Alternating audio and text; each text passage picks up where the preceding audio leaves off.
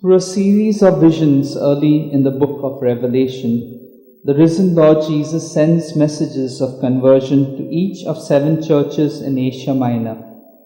The last of them was to the church in Laodicea, an important financial center, famous for its medical discoveries and its commercial wealth. Tempted by their prosperity to forget God, the Christians there were the ones to whom Christ had the sharpest things to say. I know all about you, how you are neither cold nor hot. I wish you were one or the other. But since you are neither, but only lukewarm, I will spit you out of my mouth. What an apt message for the world today, where we see such widespread religious indifference verging on atheism.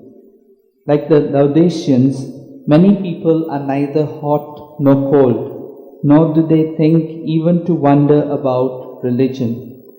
Without some special grace of God or some impulse from the good example of others, they remain stuck in the rut of indifference.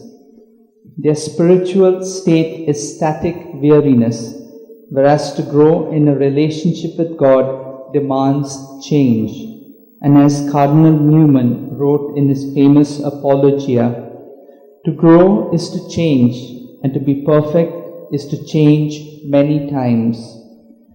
To help us to conversion, God makes use of human agents.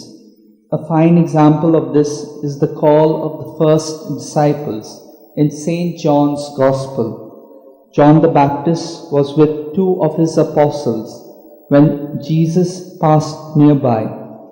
John said to his disciples, "Look, there is the Lamb of God." And the simple remark led the 2 to join up with Jesus. One was Andrew, who was instrumental in persuading his brother Peter to join as well. Next day, Philip joins the group on the invitation, "Follow me." Then Philip found his friend Nathanael and shared his newfound faith.